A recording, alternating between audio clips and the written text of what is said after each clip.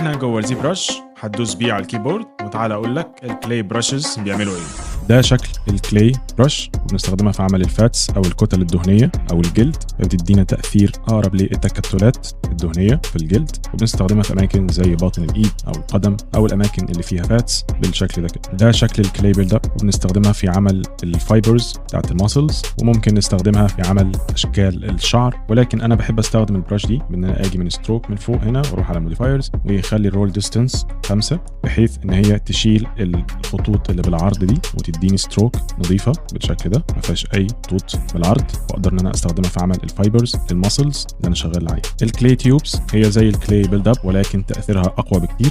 بستخدمها في ان انا لو حبيت ابني ماسز او ابني كتل بسرعه وبقوه بالشكل ده، فبيبقى تاثيرها قوي وبتديني فوليوم للشكل بتاعي بالمنظر ده كده. والكلاي تيوبس كونستنت هي زي الكلاي تيوبس العاديه، ولكن بتديني ستروكس ثابته بالشكل ده كده، وفي نفس الوقت قويه برضه. لو عندنا موديل زي ده، فانا هستخدم الكلاي براش في الاجزاء دي بان انا اضيف كتل للحتت دي، وفي نفس الوقت بالالت اقدر ان انا اشيل واضيف بالزيقات بالشكل ده، بتديني شكل اورجانيك بالمنظر اللي قدامنا دوت كده. ونبدا ان احنا نضيف بالزيقات او بالزي سب، نشتغل لحد ما تدينا الشكل اللي احنا عايزينه للفات او للماسز اللي موجوده هنا بالشكل ده كده. الكلاي بيلد اب ممكن نيجي على المنطقه بتاعت النوز ديت، وابدا ان انا اجي بالستروكس واعمل الستروكس بتاعتي بالشكل ده، فتديني الشكل بتاع النوز اللي انا عايزه بالشكل ده كده. افضل امشي بالستروكس بالمنظر ده كده عشان تديني الشكل اللي انا عايزه، وبعد كده ممكن نعمل سموث فيديني الكتله اللي انا عايزها. وممكن نيجي على الجزء الخلفي ده كده،